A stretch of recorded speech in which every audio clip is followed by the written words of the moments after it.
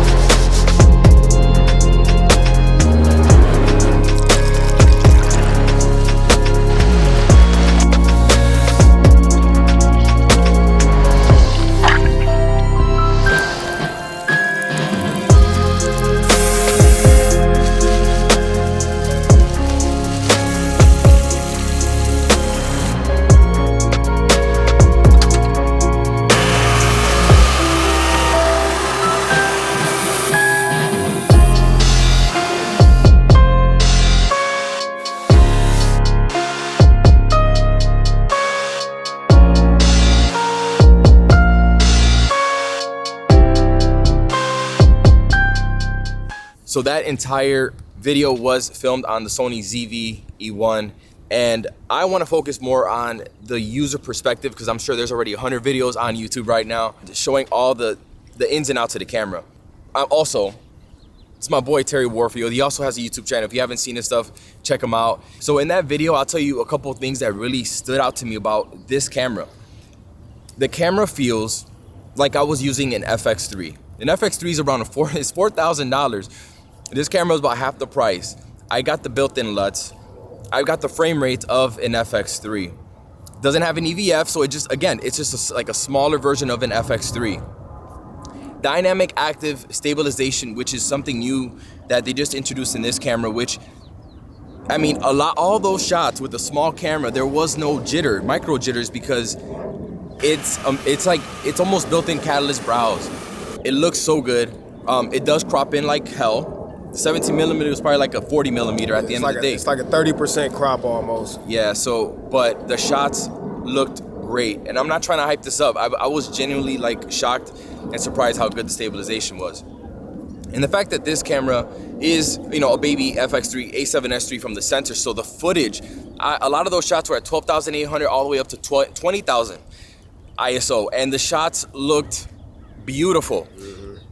I was genuinely shocked at how good the footage was coming out of this camera. So what are your thoughts, Terry, from using this camera? Man, I think it's hard to argue with this camera. Is it perfect? Nah, it ain't perfect, but for the money, for you to get this level of image quality, and remember you still getting 10-bit, you getting crazy autofocus, you get a lot of these newer like vlogger features that maybe we might not be interested in, but for a person who is just looking for that high quality, super easy to use vlog camera that's great in low light, great autofocus, great image quality, it does everything freaking for you, is very, very difficult to argue with this camera for the money, because like he said, you are getting basically a baby FX3 minus some stuff and plus a whole lot of stuff for half the money in a small package.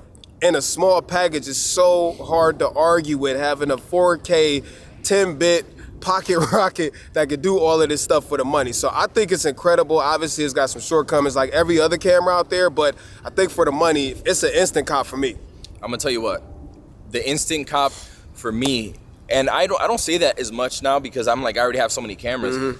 Given that I have the FX3, the A7S III, pretty much everyone, right? A1, A7R5. The one for me was the center track, right? So basically, if you don't have a videographer filming you can put a really wide angle lens on this. It's gonna crop in like hell, but it's gonna track you. And I'm sure other videos will demonstrate that, but that to me was the feature that sells this camera to a person like me. And again, so using it in the real world, I felt at home, The one thing about this camera that I will kind of take some points away, ergonomics. It's not meant to be, it's like a work tool, like FX3, I got all the buttons and dials. This one doesn't have as many custom buttons, but it does have touchscreen controls now, kind of like Canon, but you can change the settings, but it's not as good. The screen is not as good, it's not as bright. I could barely see what's going on there. The screen is terrible. Yeah, the screen is terrible, but it does have that option now, although it's a little laggy. It's really hard to find things that I don't like about this camera. It doesn't have 4K 120 right now, which I wish I had it when I shot that B-roll sequence. It makes no sense why it doesn't have it. Let's keep it a buck. Like, we know it's capable because the A7S III has it, the FX3 has it, the FX6 has it, and this one doesn't have it. So I can't find any justifiable reason why it wouldn't ship with 4K 120 at all. Like through a firmware update, when we know that the camera's capable of it, really perplexes me, but neither here nor there. The fact that even after firmware update that you will be able to have 4K 120 in 10-bit, possibly S-Log 3, almost 15 stops of dynamic range is wild to me. And I wanted to go back to that framing thing you said. Like a lot of these features, as you know, advanced cinematographers and photographers, we might look at this stuff like, man, I would never use that. I would never use Cinevlog, right? Or I would never use the auto framing thing. But I think it's important to define who the camera is meant for. It's not meant for people who want to buy an FX3. It's meant for people who just want that super high quality vlog camera. And a lot of people looking for vlog cameras have no understanding of what aperture does or how to change it to get more people in focus and things like that. So although we might find these features gimmicky, that you got to realize we're not really the target audience for it. And for the people who are that target audience, those features are going to be really, really useful. I'm going to use auto framing myself. The auto framing, that's going to, and that to piggyback off that, so my secondary thoughts on this camera right after using it, now it's like, okay, so are the other cameras are the other cameras going to get some of these features? Are we blown out? Let me see. Maybe a little tad bit, maybe right here. What's happening is that people are starting to feel like, why should I pay for the high-end Sony camera? And they're gonna come out with something that's gonna kind of like cannibalize it a little bit, right? You're gonna get a smaller and with all the newest features coming later. And so this camera actually fits in a weird place for me. It's an instant buy for me. I could put my professional audio, my XLR inputs. It does everything for me, right? But who do I recommend this camera to? I mean, I feel like I could recommend this camera to everybody. Yeah. But if you have an A7S III or one of those cameras, what's the point? So I don't know. So I'll speak for me. And Sony, like, don't get it twisted. I know I've made several videos cooking them about this firmware update stuff. I love what Sony does when it comes to pushing the envelope and constantly like innovating, but at the same time, you cannot leave behind your core base of people who spend their hard-earned money, and these cameras are not cheap. I shouldn't be worried about a firmware update when my FX3 costs $4,000. I need an update for it, but neither here nor there. Who is this for? I think it's really two types of people. It's either people like us who have other cameras and maybe we don't want to bring out our FX3 or our A7R5s because they cost too freaking much. Like you said. Yeah. Like you said, I don't want to take around a $4,000 camera just like throw it around everywhere. So. And all this one isn't cheap. I would rather take a $2,000 loss than a $4,000 loss, you know what I'm saying? Or I really think it's for those people who might have had like a ZV-E10, right? And they found that, the stabilization wasn't that great or wasn't that great in low light. Yeah. And they don't want to get super nerdy, but they know that they want something more powerful that could give them more. So I think, it's either one of those two types of people. It will be a easy recommendation for me to recommend to pretty much anybody, but at the same time, it is still expensive. So I would have liked to see this camera, to be honest, priced a little bit cheaper. And I know they had to cut corners and stuff like that, but I would have liked to see this camera like between $1,700 to $1,800. I think it would have appealed to more people. Yeah, man, bro, you too slow, bro. You gotta come over here, bro. Cause you know what I'm saying? You making me look even skinnier and shit. Like, but I think that the price point is so attractive. It's attractive to people like us, but the market that is trying to get into, right? Like content creators, it's a lot of money to pay for a camera for content creators, right? And then you get into the full frame lenses and stuff. So it's a hard sell to your average content creator. Mm-hmm. That's a huge investment to like, hey, I need the best camera for my videos. They usually go for like $800, $1,000. Right. Yeah. But it's hard because we're coming from a perspective of, like YouTubers. So I'm trying to like take myself out of that. I think it is a lot of money for your average person, but for me, it makes sense.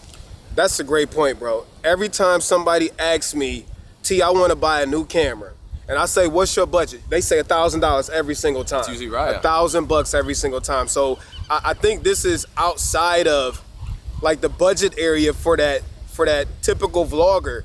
I think this fits for like advanced vloggers, but yeah, that's a good point, man. Typical vloggers are only trying to spend like $1,000, if that. Yeah. So, but the option's there.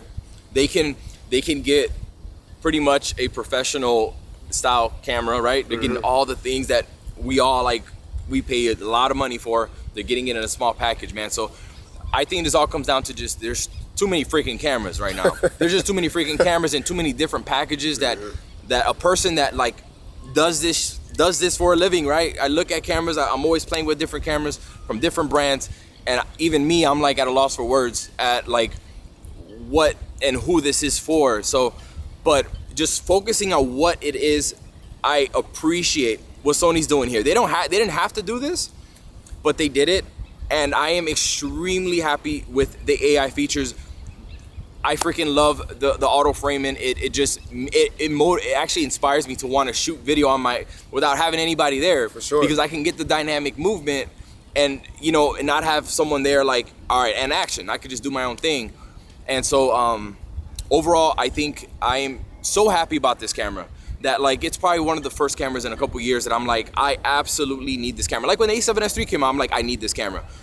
This camera is like, I need it because for what I do, it's that camera that you throw in your bag and you take somewhere. Like if you don't use it, you don't use it. Right. But it's like a commitment when you have like your FX3 or another camera. It's like, it's more of like a bigger decision. Like this is like, it doesn't take up any space. Man, I'm hyped about this camera, and that's not to like feed y'all fluff. Like, don't get it twisted. It's some things wrong with it, right? Like it's got some overheating issues and stuff like that. But what camera is?